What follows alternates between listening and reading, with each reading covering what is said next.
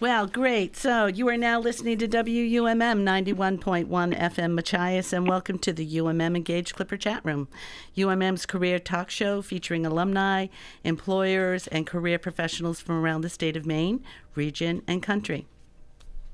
My name is Joellen Scribner, and I am the manager for the Career and Alumni Relations Center here at the University of Maine at Machias, and I'll be your host for the program. We actually started the program last week, and this is our second week of doing this segment with alumni, so I'm really excited about that. So let's get started. If you want to chat with Kristof or send a message, please do so at jscribner@maine.edu, or you can call in at 255-1240 with your questions. So let's get started today. So our guest today is Kristof Kovacs, who is joining our program remotely from Southern Maine. Kristof graduated from the University of Maine at Machias with a Bachelor of Science degree in Business Administration in 1993. Kristof excelled in his studies while here at UMM and was a role model and leader as part of the men's varsity basketball program, which I remember very well. And currently, Kristof works as a global head of continuous improvement at the IBM Corporation and is a student in the Executive MBA program at the Massachusetts Institute of Technology's Sloan School of Management. So thank you for taking the time to talk with us today, Kristof. Thanks, Joellen, for inviting me. It's great to be here. So let's start by saying, first, tell us a little bit about yourself and about your current position. As you said, we live in Southern Maine, and we moved here about 9 years ago. I got a promotion and a North America role with IBM. At that time, we were heading up lean thinking, which is a flavor of continuous improvement. It's all about business impact and culture, to improve our DNA. It's basically creating habits to raise the bar every day. And giving people toolkit to do that. So I've done that about 3 years. Then I got the global leadership role for lean, deploying lean thinking across our organization. And then for the last 2 years, we broadened that responsibility to include all aspects of continuous improvement. And we drive a lot of cost productivity, quality improvement, throughput improvement across our services business, which is basically, in essence, predominantly outsourcing of IT, but also we do a lot of custom development, deploying large enterprise applications such as SAP and various other packaged apps. So that's kind of what our business unit does. And overall, IBM is about an $80 billion company with close to 400,000 people. So it's quite a large organization, and we are under the services umbrella. So that's where I am. And, I manage a global team from Southern Maine. So that's it. So that was kind of my next question, too. Is this a management position? So you are in a supervisory role right now, and you do have a team physically in Maine? There is actually nobody in Maine. Okay. I travel globally, and my office is typically here is in Cambridge. That's where I go down sometimes, and also because of school. But normally I either work from home or I travel to Brazil, Australia. That's where I was in August.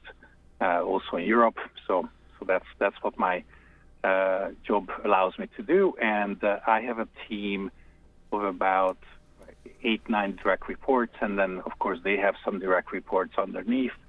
And then, of course, there are some dotted line relationships out there in the regions. But in essence, I have a person who lives in Los Angeles. I have a person who lives in Sao Paulo, Romania, Bangalore, Melbourne, what else? Tokyo, Dalian, China, and Egypt. So those are my direct reports. So you are supervising people around the world, which is pretty fantastic. Yeah. Exciting. Great. So now I know you talked a little bit about it, but is this this is not your first position with IBM. You actually just came to the States about 7 years ago. Was that correct? Nine years ago. Yeah. So what were you doing before that? I was with IBM for about 5 years in London, and I was more of a traveling consultant. I was more client-facing versus internally working on transformation. So I worked for large banks, oil and gas, insurance, what else? Various government clients. So I worked for various industries, but all in the areas of lean thinking, continuous improvement. So all about culture and business transformation. So that was always my focus. And actually before that, I worked 10 years at General Electric. So that's kind of my background. And there, I actually kind of went through something like an academy, but I can talk about that later. Okay. Because I was hired as an experienced professional into IBM with GE experience under my belt. Great. So tell me how your experiences at UMM helped prepare you for what you're doing now or for the professional career that you have had so far. Okay. So I would say career is a constant reinvention. So you have to think about it as every 4 or 5 years you have to reinvent yourself. So the question is, how did UMM help me with reinvent? And I think the best answer is it really helped me become adaptive. Really helped me, for example, moving from Budapest to 2 million people to Machias, that was a big adjustment. So I had to continuously adjust. Also, I had to think about how I'm going to maximize this opportunity. And I also had to think about in Machias what I'm really good at and what I'm passionate about. So at that time, it was, computers. Everybody knew that back in the day. I was always in a computer lab, either working, because that was my work study program, or, just having fun doing some advanced programming development work. And really when I started my career, I really thought hard about where do I have a competitive advantage over others. And I thought a lot about it, and I decided to go back to Hungary and leverage my computer skills initially, but also my analytical skills. And I leveraged everything I learned at UMM in business because that was brand new in Hungary at that time. It was just coming out of a socialist era, 4 decades of socialism. And that was a huge advantage for me being back in Hungary. And I think UMM's biggest gift was helping me with something that wasn't available elsewhere in the world. And that was a great gift, and I'm forever grateful for that. And from there on, I kept reinventing myself. I've used my computer science and analytical skills for my finance career at GE, which was very, very valuable. And then I used my finance career for understanding how business transformations work from a metrics perspective. How do we ensure that we have return on investment for our efforts? So it kind of kept adding onto each other. All these experiences kept building on each other, and it started with Machias. You mentioned the computer lab when you were here on campus, and back in the 80s, when I first got exposed to computers, it was basically a monitor with green letters, and that was how we started. And so we've really come a long way since then. Yes, that was it. Green letters everywhere in Torrey Hall. Exactly. That's how I started. So what would you say a typical day in your position is like? Ooh, I don't think I have typical days. And I think one of the blessings and one of the curses of having a global role is you kind of always paying attention to something, right? Sometimes that's being up late at night and actually being in a conference call. Sometimes actually figuring out that I have to get on a plane and travel to Brazil to actually visit the team and help them launch something. Sometimes it's going to training in Armonk. There is one coming up on October 29th around presentation and having eminence, which is kind of an interesting topic, but it's really important in today's world. How do you not leak eminence? How do you hold on to it while you present? Mm-hmm. So there is no set day. I do have conference calls, at least 3-4 a day, sometimes more. I do spend a lot of time coaching and mentoring my team. In fact, that's kind of my give back role. I have an early career top talent program that I'm running for IBM, which grew from 3 to almost 180. So we have a lot of young professionals that need guidance. So I actually spend a lot of time on that. And then more and more, I help our more senior people and be able to do what I do. Kind of trying to enable them to be coaches and mentors in addition to leading complex programs on their own. Yeah. So that's kind of my day. Mm-hmm. So nothing's the same, which keeps it interesting. Yes, absolutely. So with IBM, do they provide professional training and ongoing educational sessions? You're talking about training with your staff and things like that. So is that part of the culture at IBM, that there's constant training and educational things going on for the staff there? Yeah, so we have something that our CEO calls Think 40. So everybody should be spending at least 40 hours on either online courses or in classroom or something that contributes to learning. We also have very much embedded in our culture the 3 E's of learning, and we really practice that a lot. And the 3 E's of learning is experience, exposure, and education. So one of the things I always try to do is expose people to new situations. We run a lot of experiments, and also I kind of take the lead in taking a leap of faith sometimes, trailblazing, and kind of reflecting back on what happened, how did it go, what did we learn from it, and that's a lot of risk-taking and soft skill development, emotional intelligence development. So don't just think about learning as learning marketing or learning a programming language. Think about learning also as an experiential or exposure type of an experience. So it's much more, we view it much more in a much more complex way.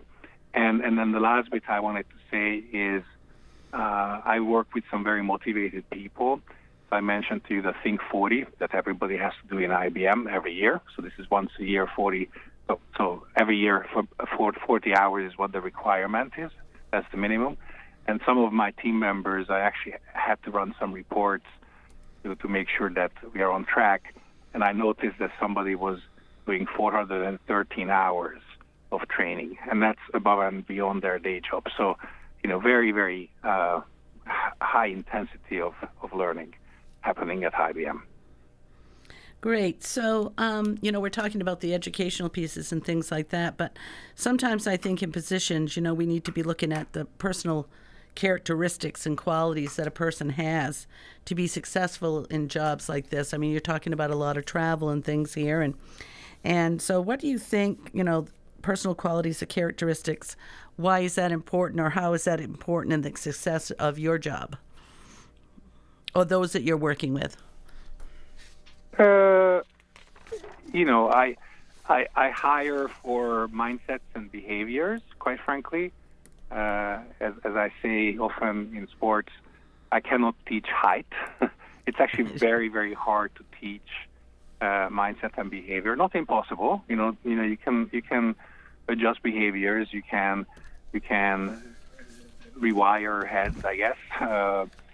But it's very important to start with the right type of people. And, I actually see now more and more interviews, for open positions becoming much more of a behavioral interview, to actually filter out who has the right mindset and behavior, and less so capability, and that's how hiring decisions are made. And I think degrees are important, but I think that's just ticket to get you into the door. What gets you the job is very much the softer skills of teaming, collaborative influence, sensing the environment, and behaving appropriately, having the right judgment. I think those are becoming much more important skills in today's world, much more than in the past. Right. So one of the things that we're working on right now here at UMM and at UMaine as partners is that the Engage Clipper program, and that is where they are actually working on a set of skills to learn things like teamwork and conflict resolution and the characteristics that you're talking about that are so important, along with the academic skills that people can bring to a job that may be essential down the road, I think, for hiring for our employers. So I'm really excited that we're doing that program now. That's awesome. That's awesome to hear. And I just quickly pulled up something that I'm doing at MIT. We are doing a 360 evaluation assessment of what Kristof is all about and what each student is all about. And, managers, direct reports, and peers are all asked to fill out these forms. And let me quickly read to you what the dimensions are. So it's adaptability, sense-making, relating, visioning, inventing, building credibility, and effectiveness. So clearly, this is for a bit of a higher level leadership cohort. Mm-hmm. But, I think even early in career, people are looking at least for minimum requirements in these dimensions. They are looking for leadership characteristics, and these are the type of things that they're going to look for. And I do have operational definitions next to each. I'm not going to read them now, but it's really important to understand these things. So if, someone who is listening today, one of our listeners would be interested in something like that, we might be able to connect them with you if that's something that you could help them with.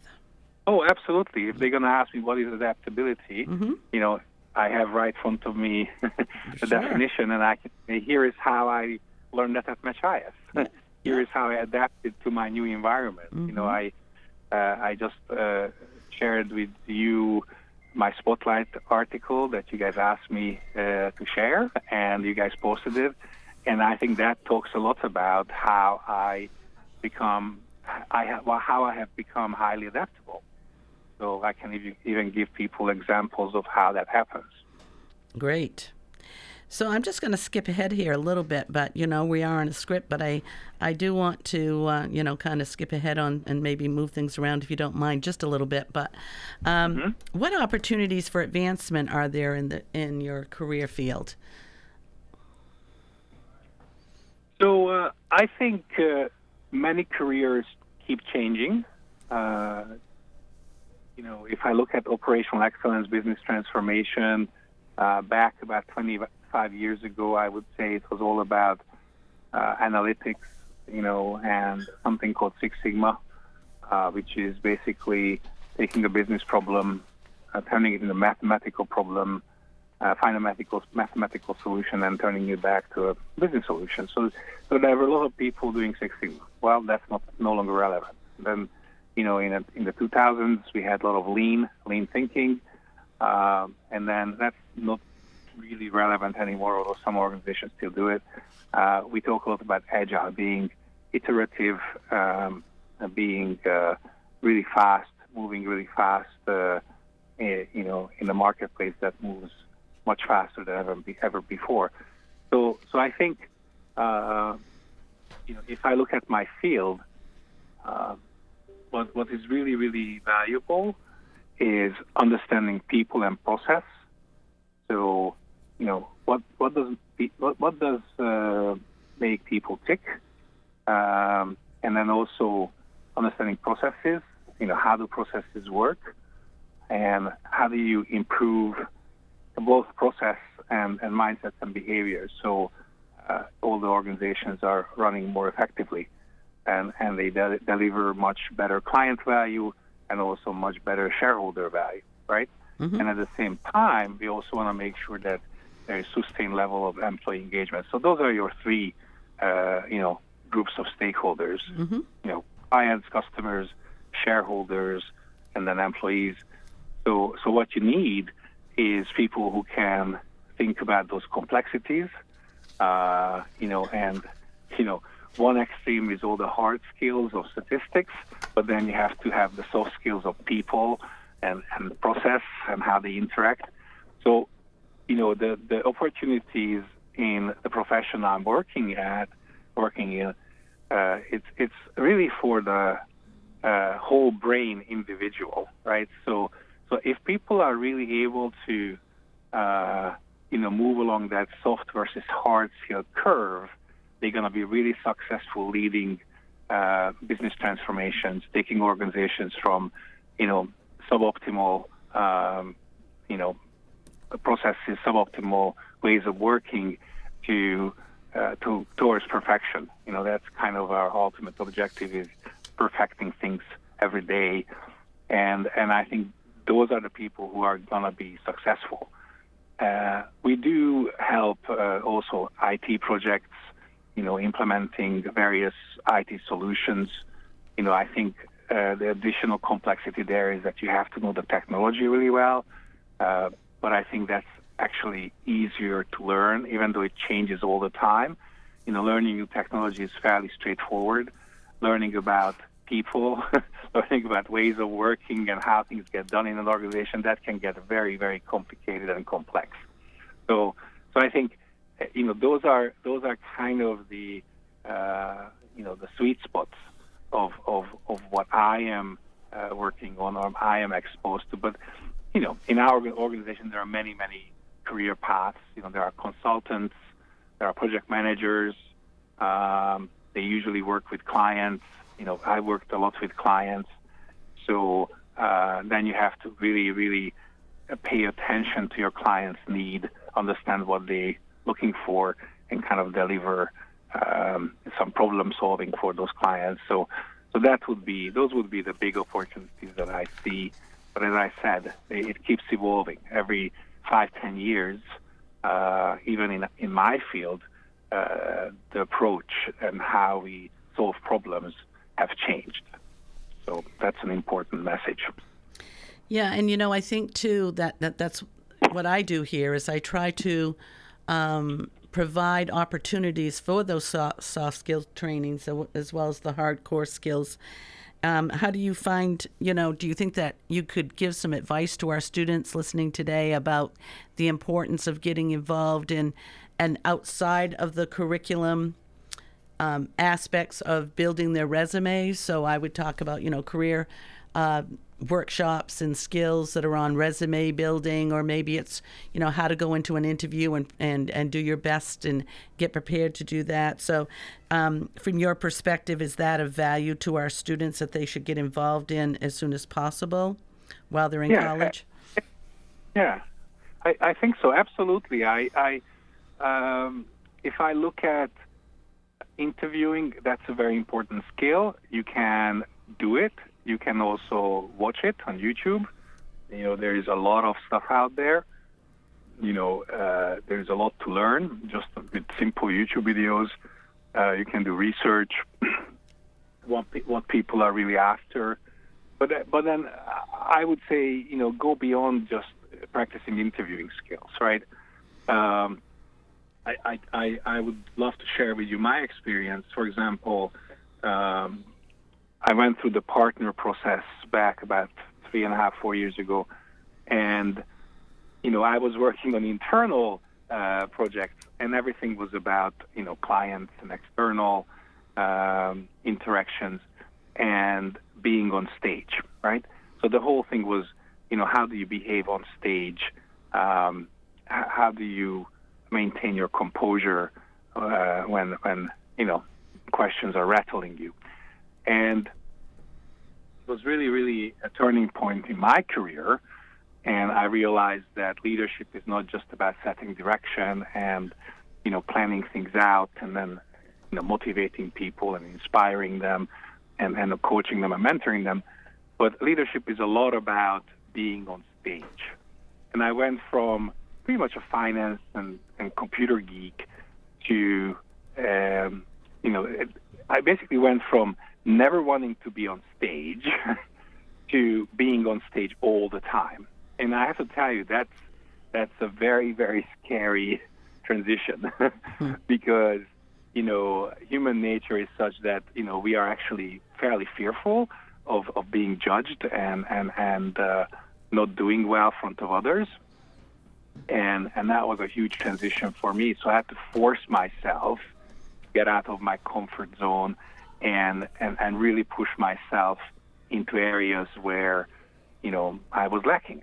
And that's not just learning and teaching yourself. That's really getting yourself exposed to things. So, for example, I highly recommend those of you who struggle with public speaking to join Toastmasters. I have been a member for over 3 years in Toastmasters International, and I hold the position of treasurer. I'm an officer now, but it's one of the most important skills as people trying to compete for positions of power, influence, and trying to lead or become a leader in an organization in various shapes or forms. You have to be on stage, and you have to be polished, and you have to be confident. So it takes practice. I've been told it's about three things. Stage time, and stage time. So those are the three things. It's a lot of practice, and I think it's worth practicing starting now. And I think that's, the big message, too. It's hard for us to step out of our comfort zone and do these things and going to networking events and getting involved. And we do this senior etiquette dinner every year now where we're actually doing a formal 5-course meal. And it's really of benefit to our students to do the things that aren't within the normal, what you would think, for a career workshop, so to speak. But it's really become an important part of getting them ready to go out into their careers and be able to do the things like you're saying now that you have evolved into in your career. Yeah, absolutely. And I just wanted to applaud you for doing that and having a 5-course meal.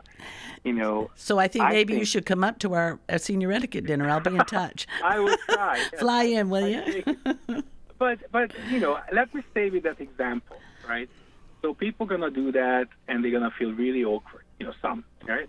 And they spend most time with figuring out where the fork is and how do you have good conversation, and how do you, not spill the sauce on your shirt and all that stuff, right? So first time, for some folks, it's not going to be comfortable. But then if you keep doing it and you force yourself to, to have similar situations, there's something called exposure therapy. And you actually, over time, the anxiety level subsides. And it becomes kind of muscle memory, second nature to deal with these formal dinners, which, sooner or later, the students will have to participate in, especially if they're going to be in like a consulting type environment or leading projects. You're going to be at the dinner table, and you want to put your A game on there as well. So I highly recommend practice. Stage time. And honestly, this is part of my article as well. Matthias gave me a ton of opportunity to focus on me and really figure out who I want to be, what's the intersection of what I'm passionate about and happen to be really good at. Because you really want to operate in that intersection. You want to get to your sweet spot, but you're always going to have shortcomings. You're always going to have challenges like, what do I do at a 5-course dinner? And I highly recommend not to run away from those challenges, but face into them, lean into them. And, there is actually a really good saying that our CEO says all the time: growth and comfort do not coexist. So that's my advice on this piece. Thank you for that. So I will give you that date if you're available. What's the date? We can talk about it. So how, and without identifying your salary, of course, how do the salaries range in these type of professional positions in out there in this career field? It's regional, of course. Depends on where you are, right? Mm-hmm. If you stay in Maine, it's probably lower. If you're in New York City, it's probably 3 times as much. It's very regional, and also the range is quite big. But I would say it's early 6 figures. And then if you're leading a corporation, I would say you can get to mid 6 figures. And then, of course, if with this experience somebody becomes a CFO or CEO, then you get towards 7 figures eventually. But that's after 20, 30 years of being in corporate careers. So I would say you start out in, maybe not fresh out of college, but you can actually spend your first 10 years in the early 6-figure range. Great.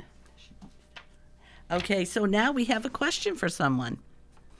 So this is the question. Based on your experience and international exposure, do you have any suggestions for programs, equipment, or resources UMM could look to invest in to help our students develop the mindset, attitude, skills, and abilities they experience and develop? Very good question. I think investing time, and I'm not suggesting invite me tomorrow, but invite interesting people. Invite back people who have diverse careers, and ask a lot of questions. What makes them tick? How did they acquire certain skills or certain abilities or traits? How did the magic happen, right? So you wanna kind of invite people up and kind of decompose and pull them apart and really study them closely. I think that's one of the best ways to learn. I would invest time into that and find a way to get people up to Machias face to face. Great. So, how do you see careers in this field changing in the future? So if I look at the consultant profession and leading business transformation, one of the things I am working on to move towards the future is something that I call Masters in Business Transformation. So it's kind of a first of a kind degree. We launched it in Brazil, in São Paulo in August. And the way I envision that master's degree working is not only it's experience and exposure based, people working during the day and then getting the education real time, but also we are planning to work on something that I call artificial intelligence or cognitive assets. So rather than people reading dozens of books and having the knowledge on the shelf, I foresee that the knowledge will be at their fingertip, and they will be able to really quickly diagnose either organization-wide problems or a specific stakeholder resisting change or technical issues with how certain technologies won't work for our situation. So I'm kind of thinking that similar to how Navy SEALs get their night vision goggles and various tools in their pocket, I foresee that in the not so distant future We're going to have a support structures for our business transformation leaders, for our, strategy and transformation consultants, or even program managers. We will have support structures around them. So that's how I see AI helping us and our profession. And then as far as other more transactional professions in services, I would see many of the repetitive tasks, many of the mundane, automatable tasks will eventually will be automated, similar to what we've seen with the car manufacturers, GM, Ford, etc. In the 1990s, we started to see robots putting cars together. So I expect to see similar things to happen in services. Great. So let's just jump ahead here a little bit and talk about internships. And I know that you sent me one. So does IBM support internships everywhere, or is it just in certain regions? Or do you know anything about that particular program where obviously our undergraduate students might be interested in trying to do an internship and kind of get the foot in the door with the company? Yes, absolutely. So I looked at the cities where we hire a lot. It happens to be New York is one of the closest. I haven't seen much in Boston, but we will always look at that too. Don't look at Portland or Bangor for joining IBM because you're not going to find anything, or very rarely. So you have to be willing to, again, get comfortable with, moving to a big city. I also seen quite a lot of hiring in Austin, Texas. We do a lot of technology work there. And North Carolina. So those are some of the big hubs. So that's kind of lesson number one, is you want to get into a big hub. The lesson number two is we just posted these internships literally days ago. And they are for the summer of 2020. So start early.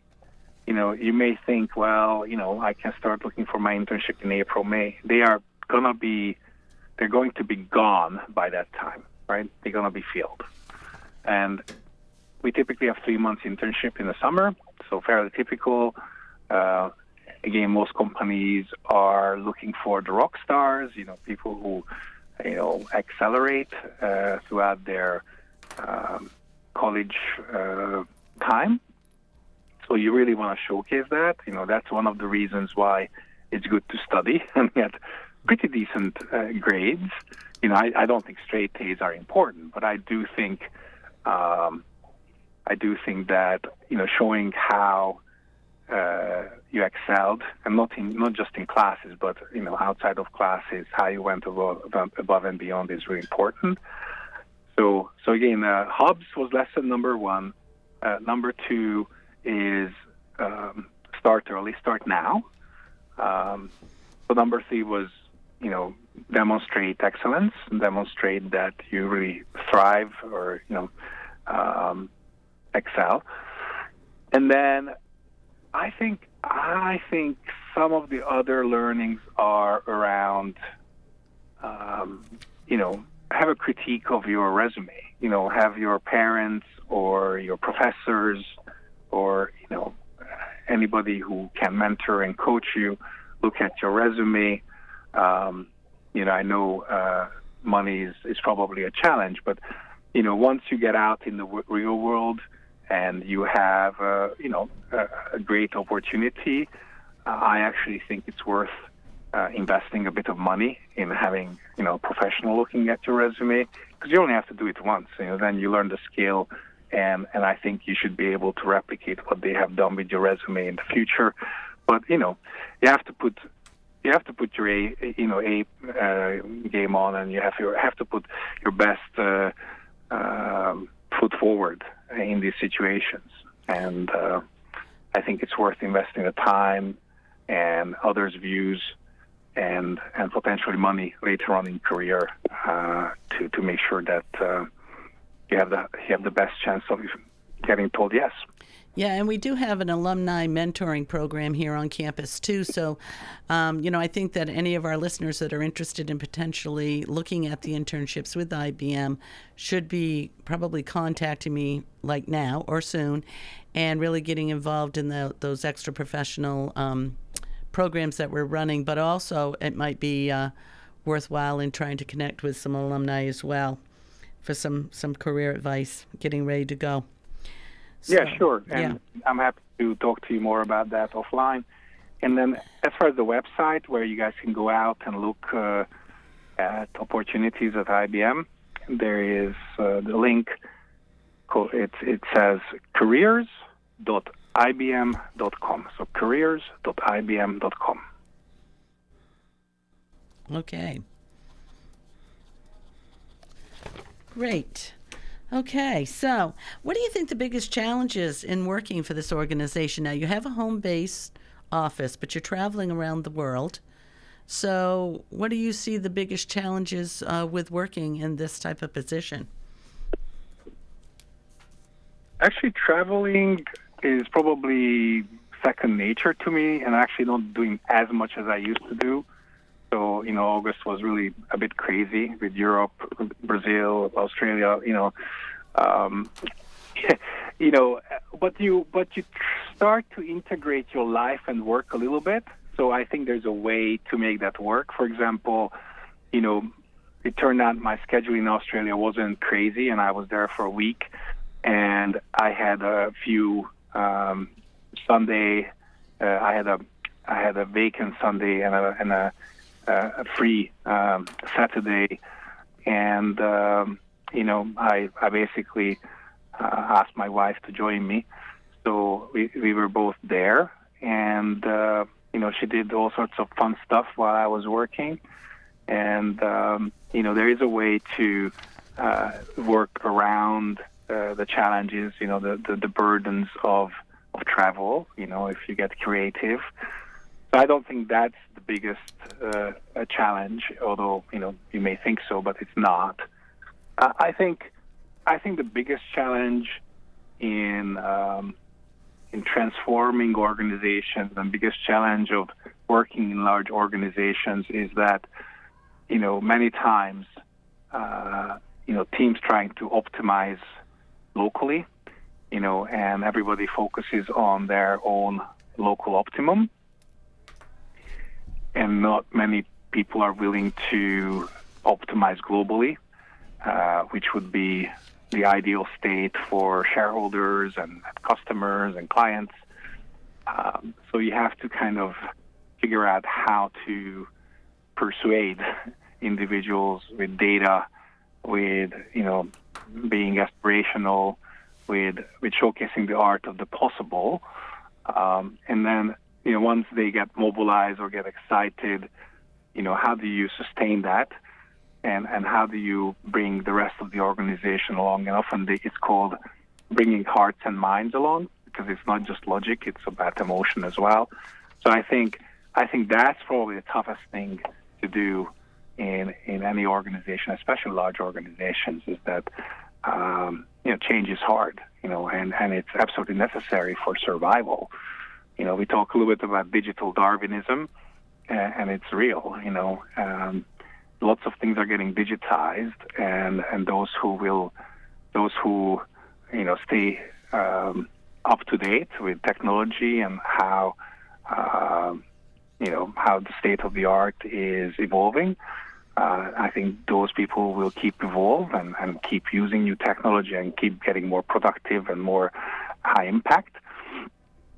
And I believe that folks who just try to hold on and try to work in the status quo, I think those folks will fall behind. So I think that dynamic is probably one of the most challenging aspects of our era. And when it's so competitive, there are emotions, right? People get upset. People get very anxious. So I think that's probably the toughest part of at least in my field of working in organizations, like IBM or any other large organization. So, looking at IBM, how do you see the careers in this field changing in the future? I mean, is there a big demand for people to be able to actually get into this type of career?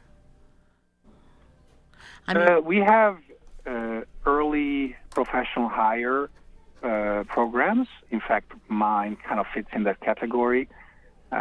So we actually hire people who have the right mindset and behavior, and then we add skill. So if you're a good thinker, good communicator, and you're ready to change the world, then you're hired. As far as I'm concerned, we can always again teach and coach skills. So people can get into the program. Typically, what we are hiring though is, after 2 years of being in IBM. So the best way to get into IBM is, of course, internships. So I think we talked about that. Yes. 3 months in the summer. And then as far as getting a permanent position, the best way to do that is there are some graduate hire programs. And if you or others go to the website, when you click on experience level, again, the website is careers.ibm.com, you actually see their intern, and you also see early professional, less than 3 years. So you will see a lot of openings for, for example, there's a summit program for sales. They used to have a program called Consulting by Degrees, which is now, I think, renamed. But, we call them graduate hire programs, and you have to look for that.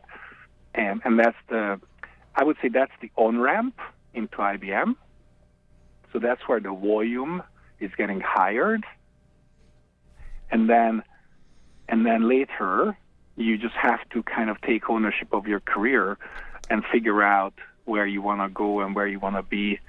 The intersection of what you're good at and what you're passionate about, I think those are really, really important things to figure out fairly early on in your career.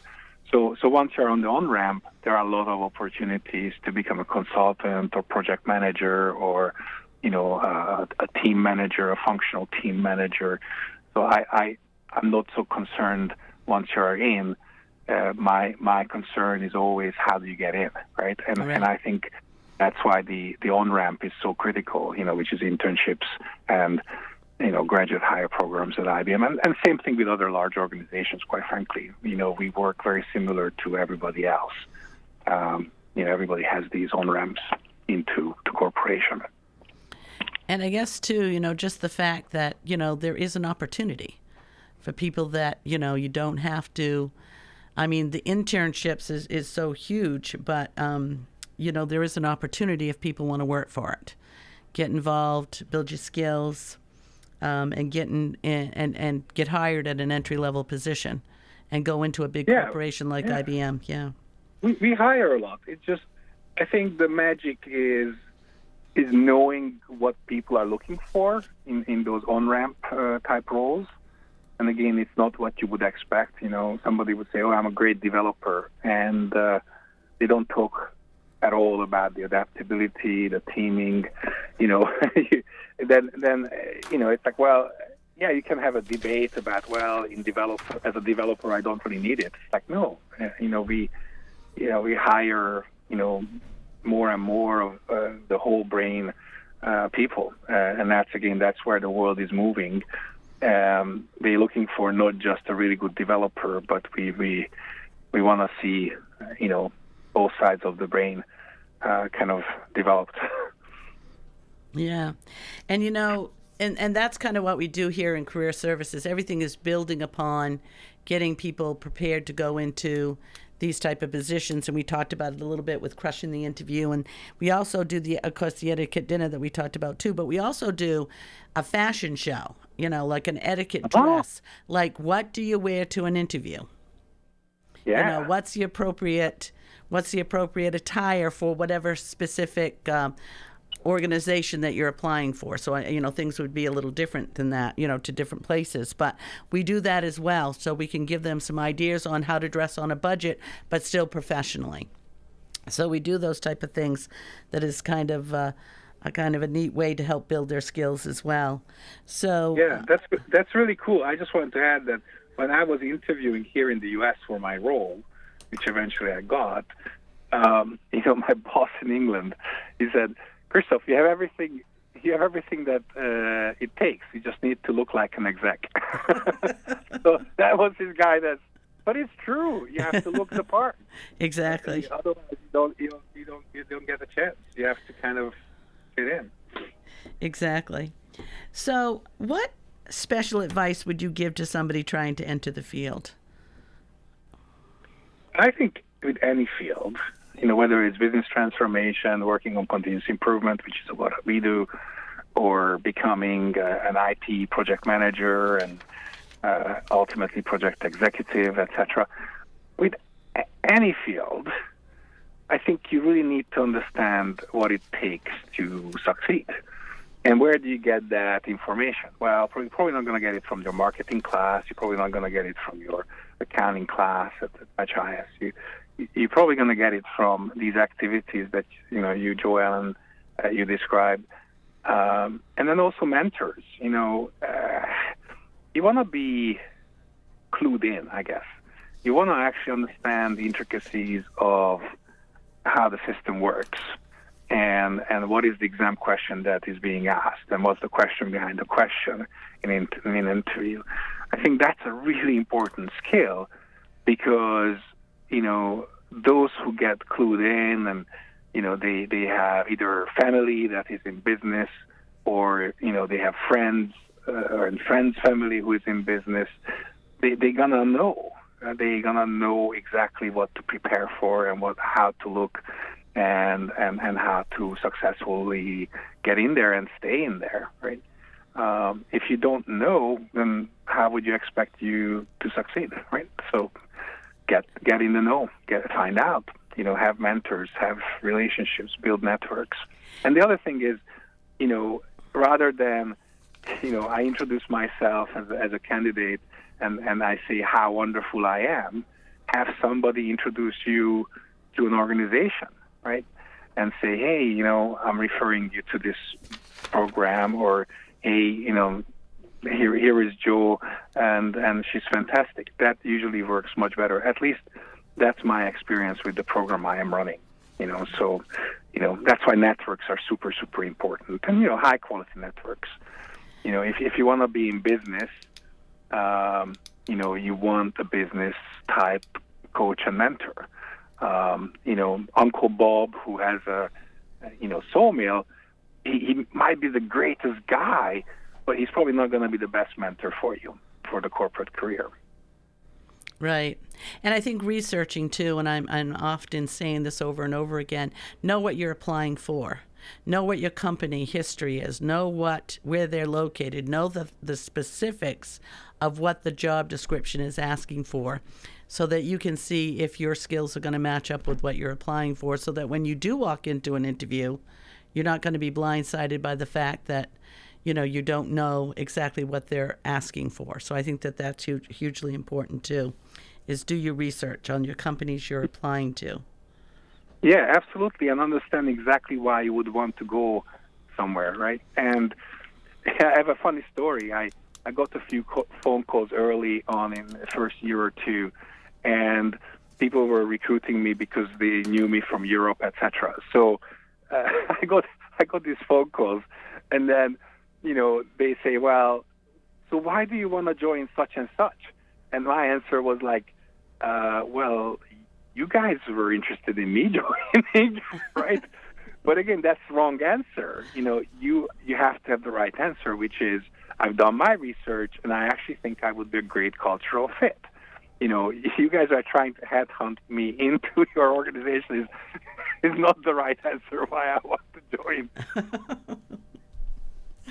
Oh, that's great. So, any last words before we have to sign off today, Kristof? Yeah. So, a few summaries, right? So Sure. it's the whole brain. The whole brain. soft skill is the hard skill, right? I like that. The whole brain. Be whole brain. Work on your whole brain. You have time at Machias, right? You have more time than you're going to have in the rest of the rest of your life, because life is very busy nowadays. Especially if you have a family and you have a full-time job and you're trying to develop yourself, that's a lot of work. So take advantage of your time at Machias. Network like crazy. Practice, rehearse. Things that don't come easy to you. Lean into, the whole uncomfortable. I think taking away some of these golden nuggets, and I know, Joanne, you have this regularly on the radio. Really soak it in. Really take notes if you have to. Really take these things away and kind of use it as kind of part of your toolkit.